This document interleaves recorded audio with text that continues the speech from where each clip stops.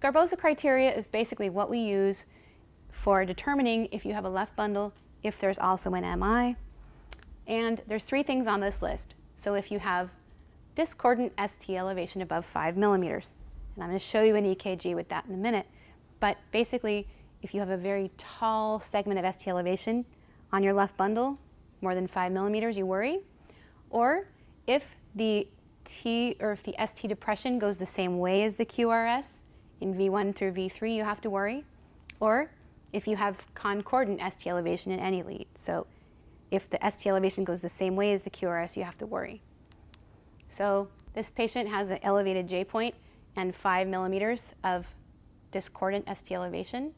In this lead, the QRS and the ST segment elevation are concordant, meaning they go the same way.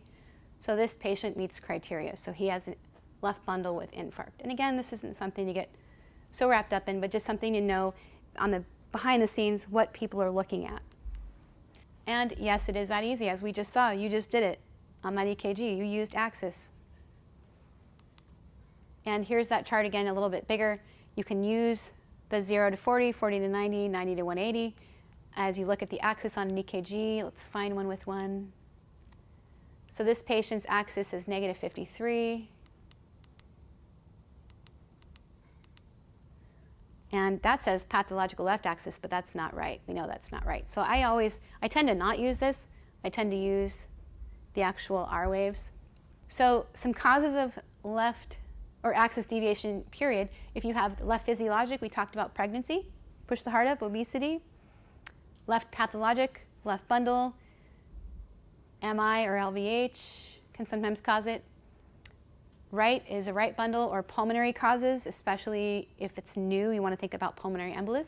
And extreme right, it's VTAC, it's no man's land.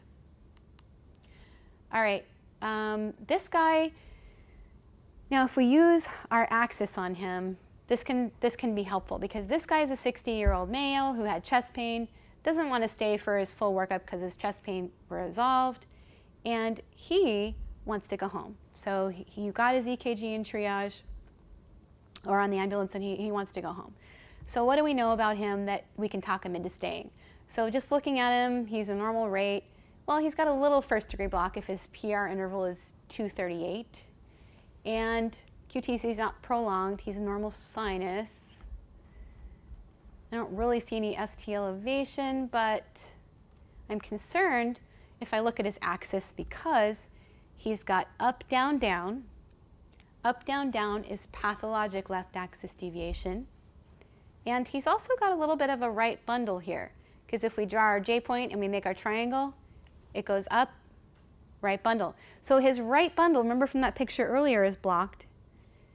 And he's got a pathologic left axis deviation. So if we use our chart, he's got an anterior hemiblock. So this part is blocked, and we knew he had a right bundle, so this thing is blocked. He's operating on that left posterior fascicle. So that makes me a little more concerned about him. Again, with VTAC and high-risk chest pain, that's really the only place that axis really matters. And so this guy, he's operating on his posterior bundle, so he's not a guy that should AMA. So this is just a little something you can use to encourage him to stay. And that's my picture that I drew earlier. This is my great artistry here. If you feel free to laugh. So it's a little bit worse if you have a left posterior fascicular block, if that's blocked because basically that has 2 blood supplies. And so it requires a greater amount of disease to block the posterior fascicle. So if they have that on their findings in their EKG, it's a little more concerning. We know that the anterior fascicle is blocked or supplied by the LAD, the widowmaker. So if you see that, you want to be a little more concerned. So these are just things you can pass on to the patient. You know what? You're operating on your posterior fascicle, because I'm sure they'll know what that means. So again, this is just a better, bigger sample. And again, hemiblock just means half of your fascicle block. Now that term isn't so intimidating anymore, right?